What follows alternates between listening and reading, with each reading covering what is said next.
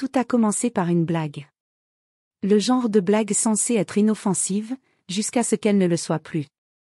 On dînait avec des amis quand ma femme, Jenna, a ri et a dit « J'ai peut-être besoin d'un week-end entre filles à Vegas. » Tu sais, pour me rappeler ce que c'est que de s'amuser. La table a éclaté de rire, mais mon sourire s'est effacé dès que j'ai croisé son regard. Il y avait quelque chose de plus profond dans cette blague, une lueur de vérité dissimulée sous l'humour. J'ai essayé de jouer le jeu, bien sûr, ai-je répondu d'un ton léger. Fais juste attention à ne flirter qu'avec les machines à sous.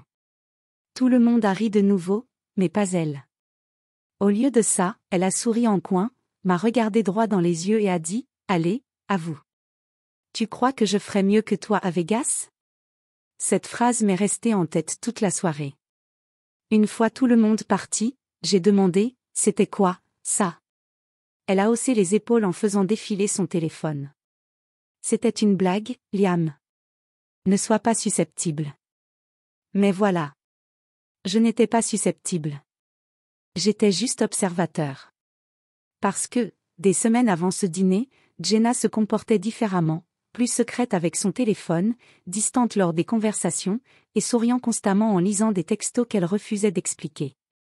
Puis, ce même soir, alors qu'elle prenait sa douche, son téléphone vibra sur le comptoir. Un nom apparut à l'écran. Mike. Je me figeai. Mike était son collègue. Le même type dont elle jurait qu'il n'était qu'un ami.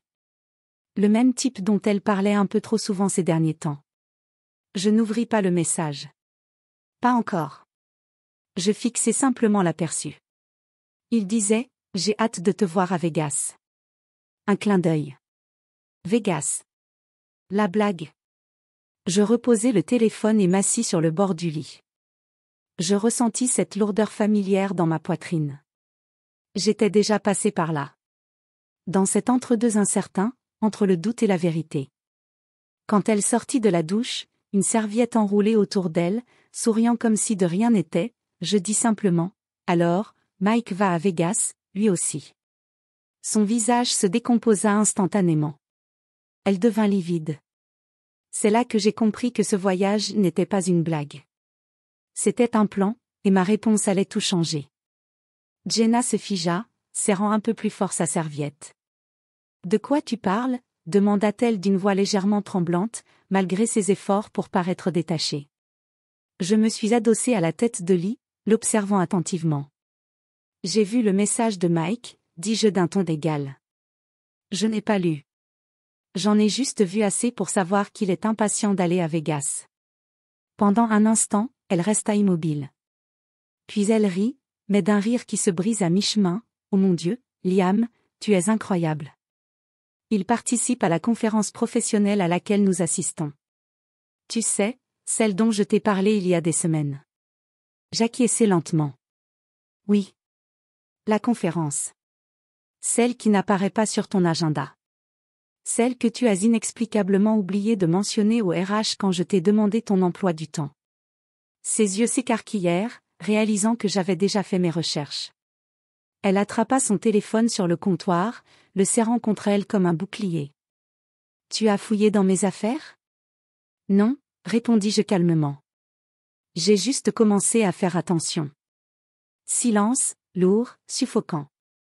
Le lendemain, elle partit tôt au travail, mais, suivant mon intuition, je décidai de vérifier certaines choses. Un coup de fil à son bureau confirma ce que je soupçonnais déjà. Aucune conférence n'était prévue à Vegas. En fait, personne de son service n'y était. Elle n'avait pas du tout voyagé cette semaine-là. Ce soir-là, elle est rentrée joyeuse, fredonnant en déballant ses sacs de course. Elle m'a embrassé sur la joue comme si de rien n'était. Cette fausse douceur était pire que la colère. Cela signifiait qu'elle pensait encore maîtriser la situation.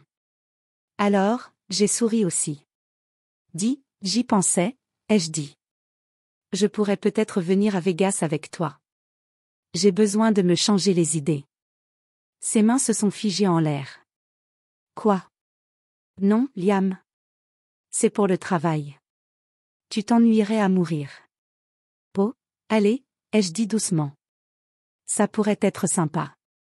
En plus, Mike aura peut-être besoin de compagnie quand tu seras occupé. Ses yeux se sont levés brusquement, la panique traversant son visage. Pendant une seconde, j'ai cru qu'elle allait laisser tomber la comédie, avouer, peut-être même s'excuser. Mais au lieu de cela, elle a forcé un sourire tremblant. Tu exagères. Sérieusement? J'ai hoché la tête, toujours souriant. Peut-être. Mais intérieurement, j'avais déjà pris ma décision.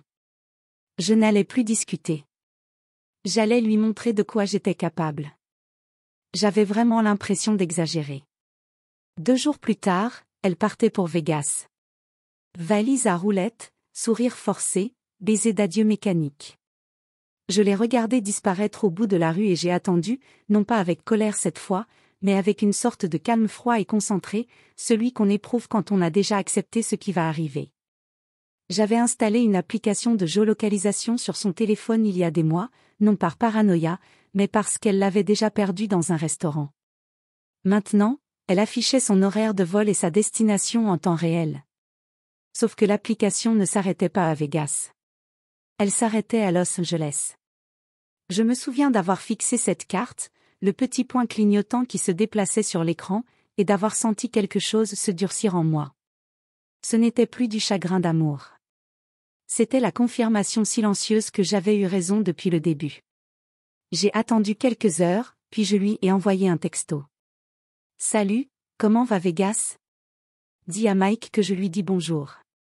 Le message a été distribué, mais pas lu. 15 minutes plus tard, 3 points sont apparus, puis ont disparu, puis sont réapparus. Et finalement, une seule réponse est arrivée. Pourquoi? Tu dis ça? Pas de déni, pas de confusion, juste de la peur. J'ai souri intérieurement. Parce que j'ai répondu, il t'a juste tagué dans une story. Mauvaise localisation. Quelques secondes plus tard, sa bulle de frappe s'est rallumée, puis a complètement disparu. Puis l'appel est arrivé, sa voix paniquée, chuchotant. Liam, s'il te plaît, ne fais rien de stupide. Ce n'est pas ce que tu crois.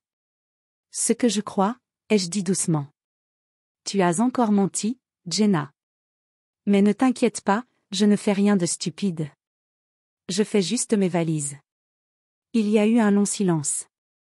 J'entendais la circulation, peut-être le bourdonnement d'un hall d'hôtel derrière elle. Tu fais des valises pourquoi? A-t-elle demandé, la voix tremblante. Pour un nouveau départ, ai-je dit, puis j'ai raccroché. Le lendemain soir, quand elle est rentrée, elle a trouvé la maison vide, la moitié de ses affaires soigneusement emballées dans des cartons, sa clé sur le comptoir et une copie imprimée de la photo où Mike l'avait taguée, posée sur la table. Elle souriait dessus. La même tenue que le matin de son départ. Ce même sourire qui autrefois exprimait l'amour n'est plus qu'un masque. Cette nuit-là, elle a appelé sans cesse, mais je n'ai pas répondu.